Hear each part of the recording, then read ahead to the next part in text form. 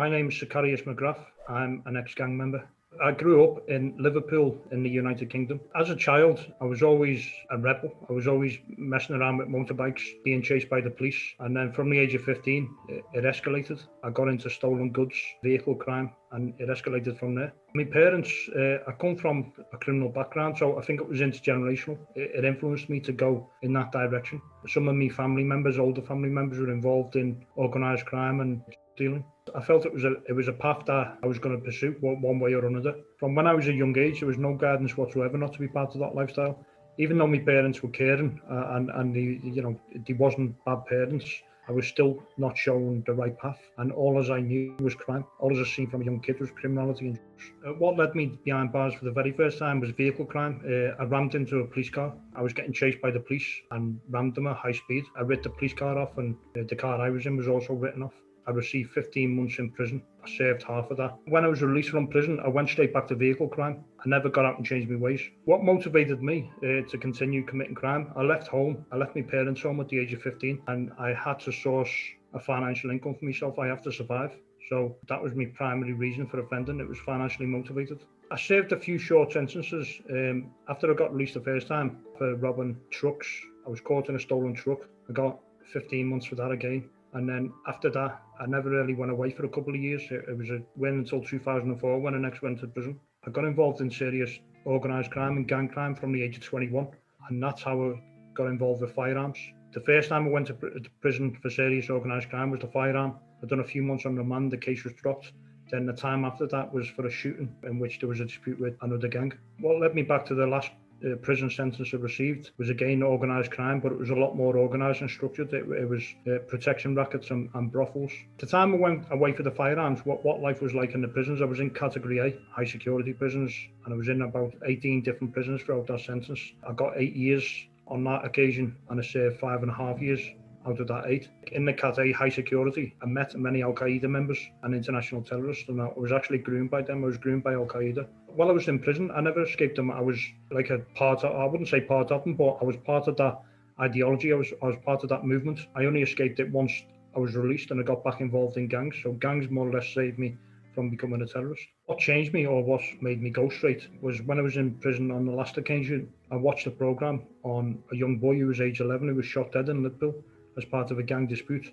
He was an innocent party, he was an innocent victim. One gang was shooting another gang, and the young boy who was 11 got caught up in a crossfire and was killed. It made me feel, I was watching the programme and seeing his parents, how his parents were distraught and how they were crying. And another thing I was involved in was putting weapons on the street. I used to manufacture and sell weapons and firearms, so I was responsible for putting hundreds of weapons in circulation onto the street. So it did make me feel bad. It made me feel guilty for what I'd done. I did generally start having remorse from that point on for all the stuff I'd done over the past years. Before that occasion, before I watched that programme on the young boy who got shot dead, I'd never ever felt remorse for anything.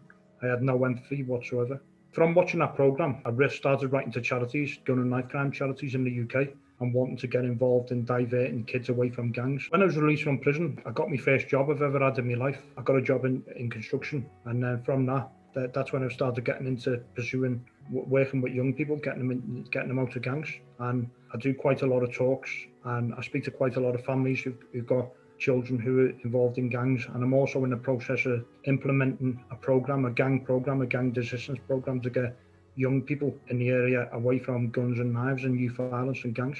When I talk to kids, I talk about the young people caught up in gangs currently and the consequences, but I don't think talking to them in itself is good enough to get them out of that lifestyle. It takes more than that, and that's what I've recognised. So that's why I've developed this programme, and that's why I'm trying to get this programme implemented.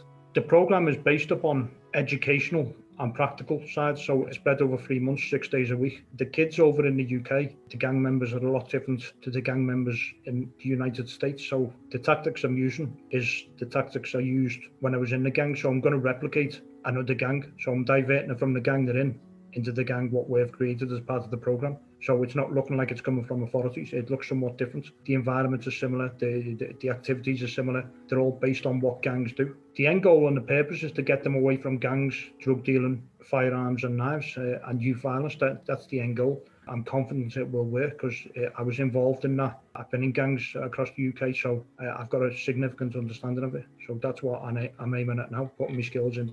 into good use. On the programme, we're going to be showing them people, gang members serving life in prison. We're going to be getting pre-recorded messages from them, and the ones that have been released doing talks, and they're going to be telling these kids the real impact of what prison really is like. These kids get into gangs for numerous reasons, and it's not always their fault as such. It's bred into them from a young age. They don't know any difference. One of the other things incorporating into the programme is something called restorative justice. I'm not sure if you have it in America, but it's where the victims' families who've died as a result of gang crime talk to these kids and explain the impact they've had, and we take them to the graveside and we show them where these people have ended up, in the graves, in the graveyards. My goal is to spread the word as far as possible, to hit as many people as I can, but I'm only going to be operating, the programme's only going to be operating in the UK, and the goal in the UK is to get kids out of gangs, get them out of gun crime, get them out of knife crime, and stop them murdering more people, and to reduce the amount of deaths. And one of the other things I've been doing as well, which I've already started, is promoting bleed control kits for stem catastrophic bleeds. So, for example, if someone's stabbed or shot, these kits can preserve life until the emergency service, until a paramedic gets there. My advice to anyone who's involved in the lifestyle, if they're a young person, then it does appear glamorous and there might be financial gain. It doesn't last. It's only short-term financial gain. It only ends in two ways. You end up in prison or you end up dead.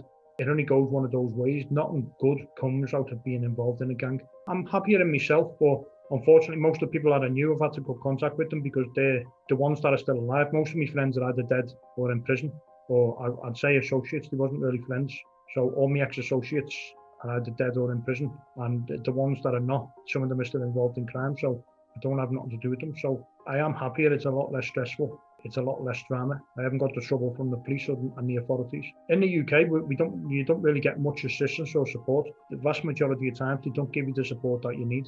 People over in the UK haven't got the expertise to understand gang members and understand what they need and how to help them. And the post-traumatic stress disorder, I used to get shot at almost every other week. In my city of Liverpool, I was getting shot at quite regularly. My cars were getting shot when I was travelling, and it was tit for tat.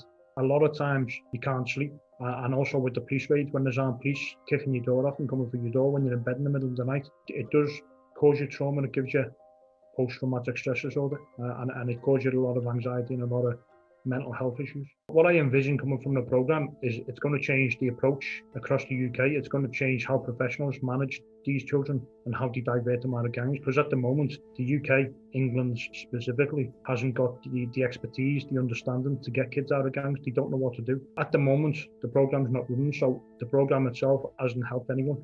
But I've helped a lot of families who manage the kids a lot better than what they have done previously, and get through to the kids and speak to them in the language which they understand. Helping people makes me feel a lot better because not only does it help them, it helps their families and creates less victims. Thanks for listening to my story, and I hope people recognise and understand that gang life and guns and knives are not the way forward, and it does nothing to benefit your life.